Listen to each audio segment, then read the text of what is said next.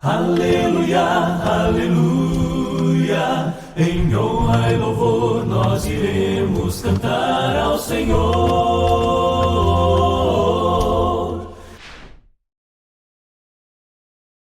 Essa cronologia do Antigo Testamento, aqui, ó, tá vendo? Os patriarcas mais ou menos em 2200, aqui, ó. O primeiro, Abraão, aqui.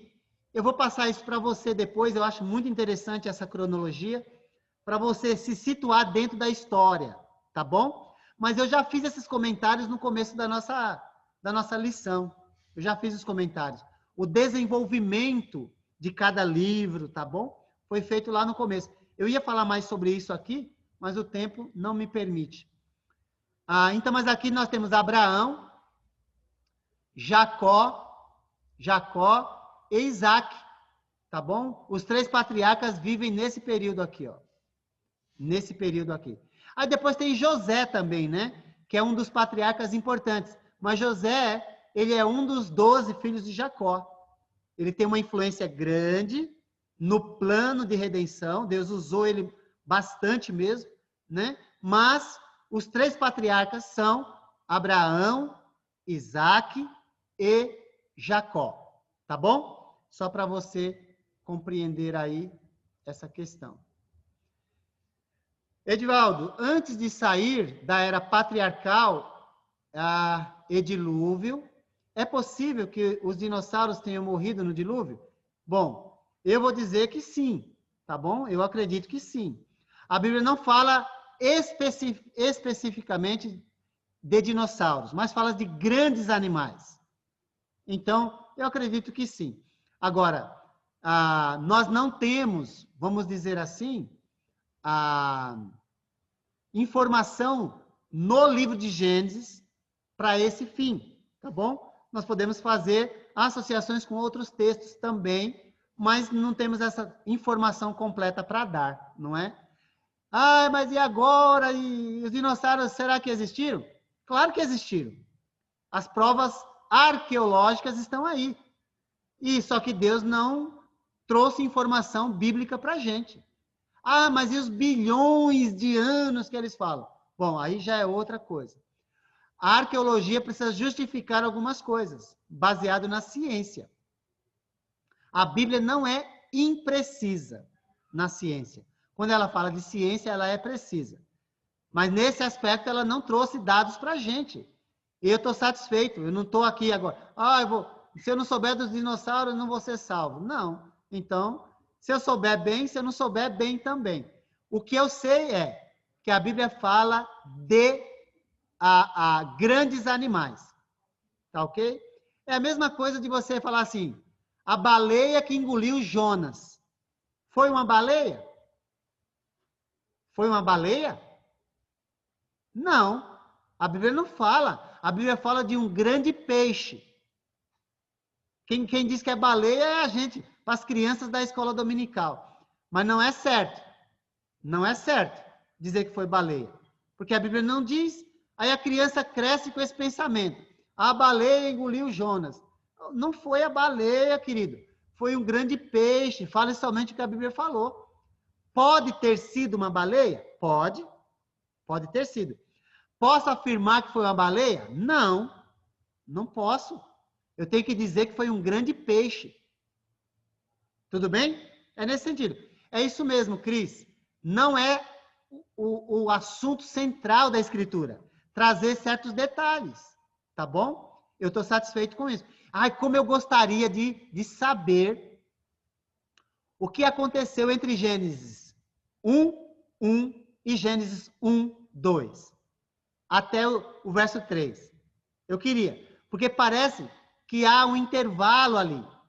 Aí sabe qual foi a teoria criada? Alguém escreveu aqui. Obrigado, Giovana. Eu estava falando e nem atentei para a sua observação. As teorias que dizem que existe uma grande lacuna entre Gênesis 1:1 e 1:2, os dinossauros teriam existido dentro dessa lacuna. Então, é uma teoria.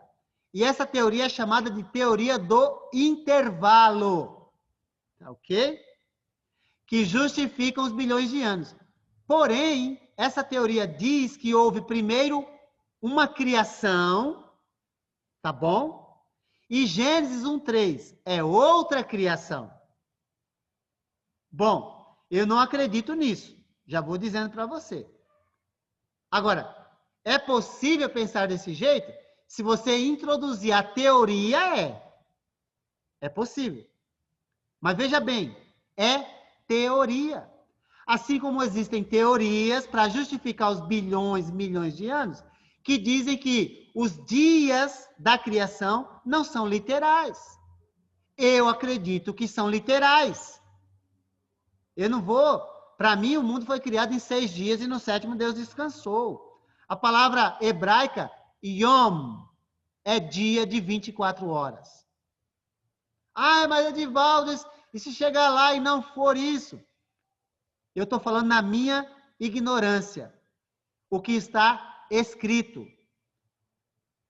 Eu estou respeitando o que está lá. Agora, eu não vou criar teorias para justificar certas coisas. Porque sabe por que eu não vou fazer isso?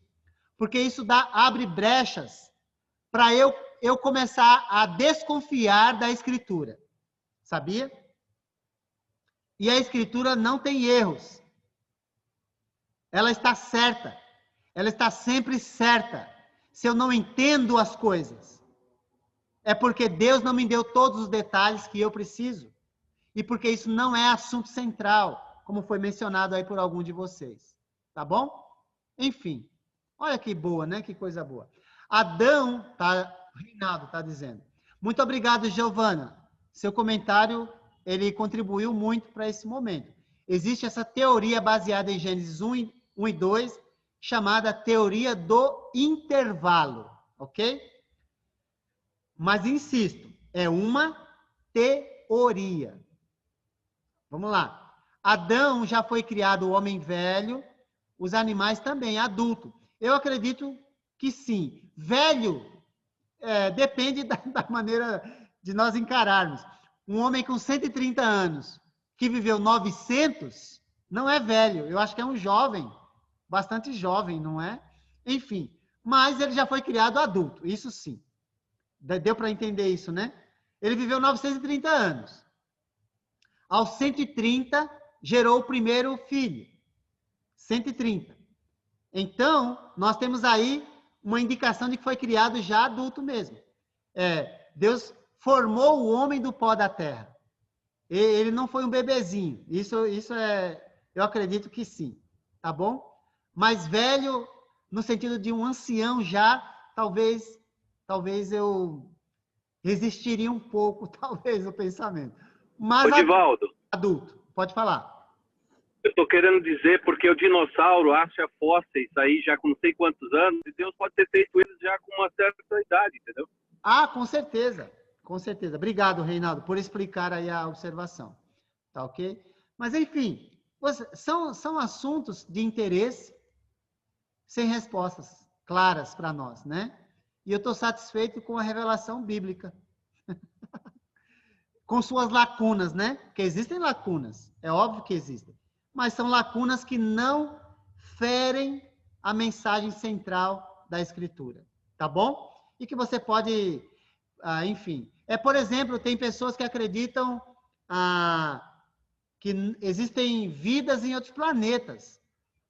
Eu vou discutir sobre isso? Não, eu vou respeitar a crença da outra pessoa. Se Deus criou outros planetas, deve ter algum propósito. Agora, ele não especificou qual propósito. Bom, para mim o propósito é manter o universo em ordem, porque um precisa do outro. Olha que beleza, hein? Um precisa do outro. Se mexer em Saturno, mexe com a gente aqui na Terra. Tá ok? Enfim, então tem um propósito a criação. Tá ok? Então, manter a ordem do universo. Eu acredito que é isso. Agora, se há vida ou não, a Bíblia não traz essa informação, então eu fico atento a isso, né? Para não ficar afirmando. Só para descontrariar, Eva, ou descontrair, desculpa. Só para descontrair, o Daí está dizendo. Eva talvez não tinha umbigo, porque já foi criada adulta. e não precisou do cordão umbilical. Tá bom. Tá bom. É isso aí. Para a gente descontrair um pouco mesmo, né? Tudo bem, então? O fato é que depois dela, em meio às dores, ela dará à luz filhos. Isso decorrente do pecado. Tá bom? Enfim. Gênesis 12:50, já falamos. Nós temos um vislumbre do plano de Deus para salvar o homem pecador. Os personagens, nós já falamos também. Abraão, Isaac e Jacó. Esses são os personagens central, né? Tá bom? As promessas que Deus fez a Abraão. Uma nação, já falamos, uma terra e uma bênção universal para todos os povos. Onde foi cumprida a primeira? Essa daqui. Onde foi cumprida essa? Alguém gostaria de colocar aí? Ou falar? Pode falar ou escrever. Onde foi cumprida a primeira? Não é a primeira, isso mesmo. Essa aqui é a primeira. Onde foi cumprido essa? Já escreveu? Não? Então eu falo, então. Mas ela foi cumprida quando eles foram para o Egito. Foi lá que a nação cresceu, depois foi escravizada. Isso está no livro de Êxodo. Tá bom? No livro de Êxodo. Onde foi cumprida essa daqui? Uma terra. Onde foi cumprida essa? No livro de Josué. Agora eu não posso esperar muito, eu queria esperar. Josué, uma terra. A conquista da terra prometida foi cumprida aqui. E essa daqui, uma bênção universal para todos os povos. Nós lemos já essa. Essa foi cumprida em Jesus. Ou seja, Deus incluiu todas as nações no seu plano desde o início, e não só os judeus.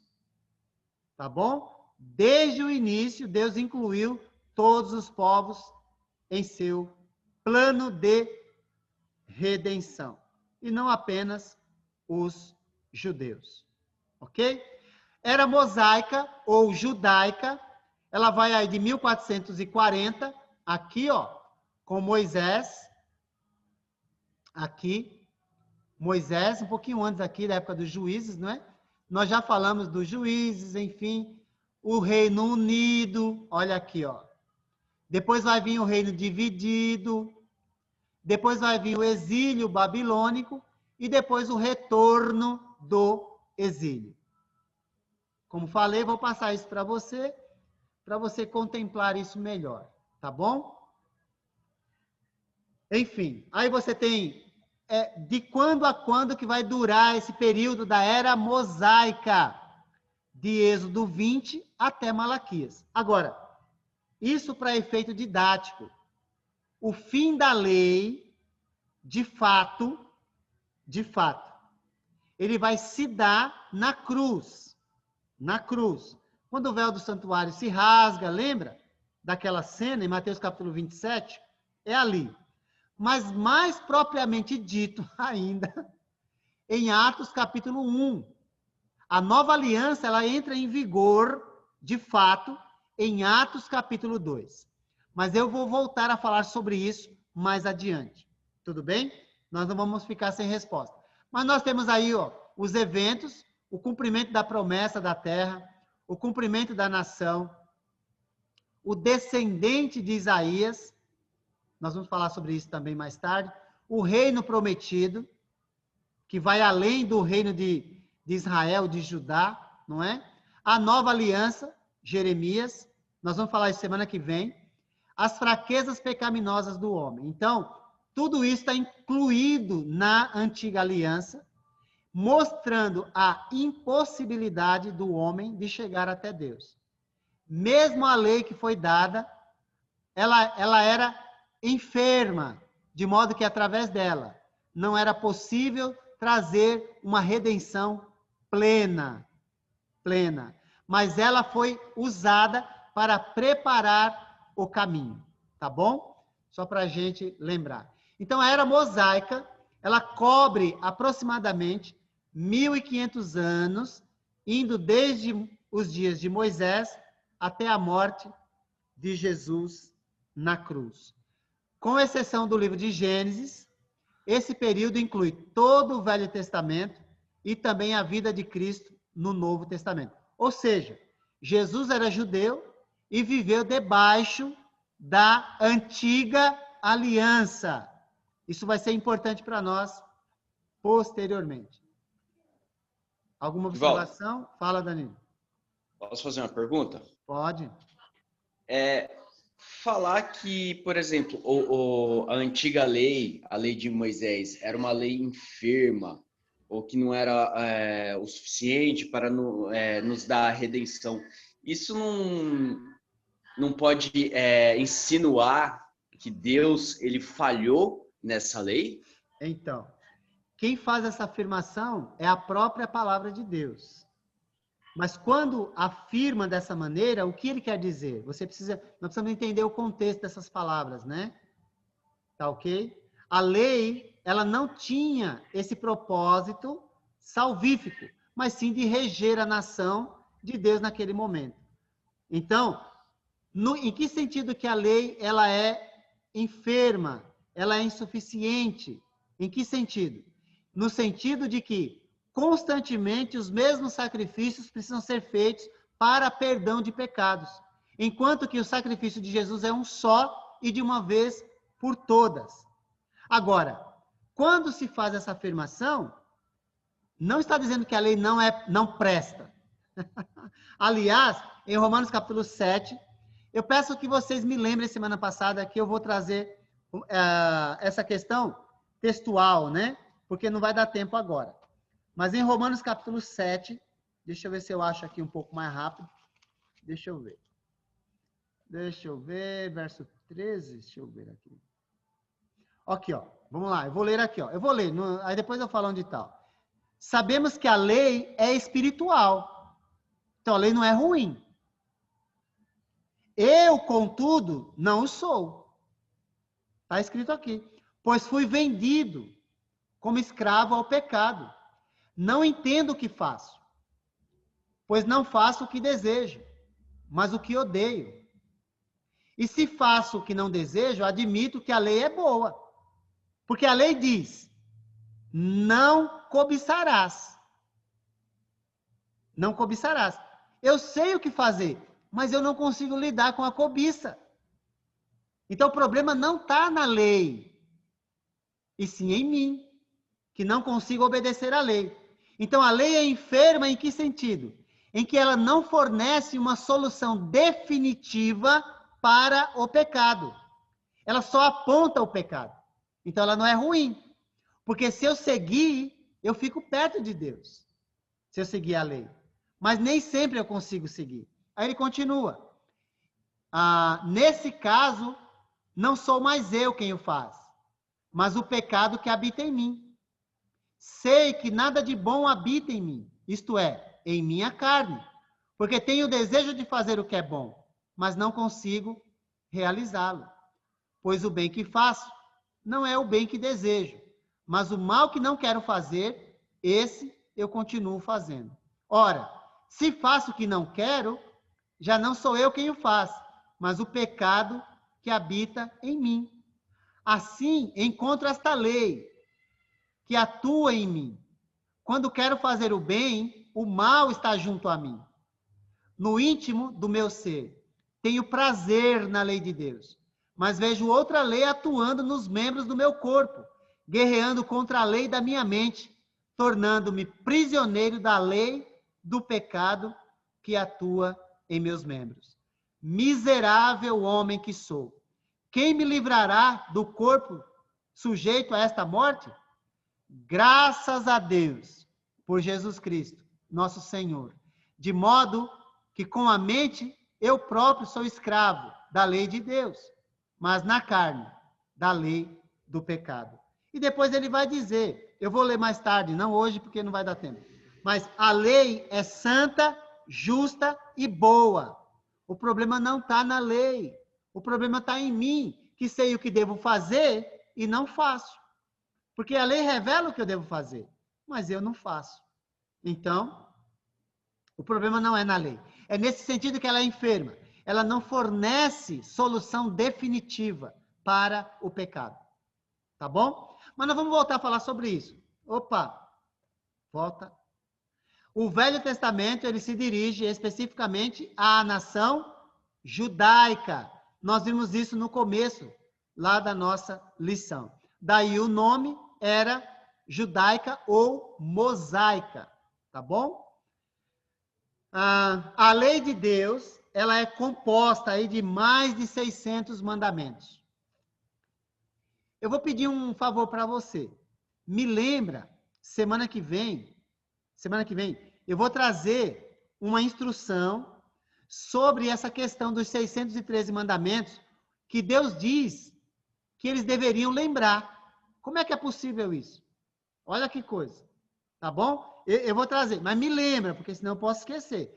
Professor, fala a respeito dos 613 mandamentos da lei de Deus. São 613.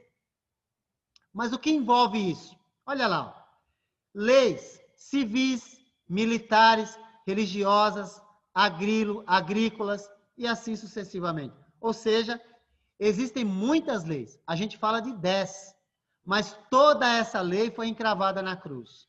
Nós vamos falar disso mais tarde também. Tá bom? Então é isso. Depois de Moisés ter guiado o povo para a libertação do jugo egípcio, Deus deu a Moisés a sua lei no Monte Sinai, no Êxodo 20 a 31. Esta lei governou o povo, tanto no aspecto religioso como no político, tá bom? Enfim, a história dos judeus durou aí aproximadamente 400 anos, tá bom? Bom, durante 400 anos eles foram governados por juízes e os 900 anos, 950, pelos profetas, tá bom? Os judeus, aproximadamente durante 400 anos, governados por juízes, pleitearam a Deus uma monarquia e Deus finalmente atendeu o pedido deles. Já falamos sobre os reis Saul, Davi e Salomão. Israel progrediu em poder, riqueza e glória. A nação recebeu esta grandeza, prosperou, porque o seu povo foi fiel a Deus. Mas lembra que o reino se dividiu, tá ok? 10 tribos no norte, e aí nós temos o período dos profetas. O trabalho dos profetas tornava-se mais importante à medida que se aproximava a vinda do Salvador.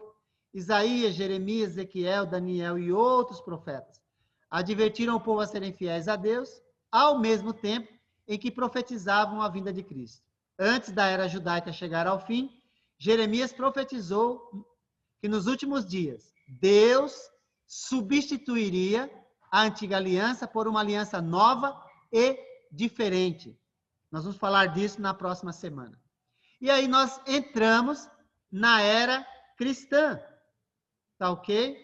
Então a cronologia do Novo Testamento, bem mais curta que a do Velho Testamento.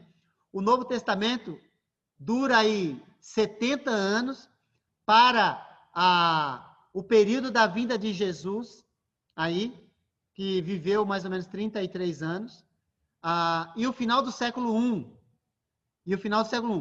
onde os 27 livros do Novo Testamento eles foram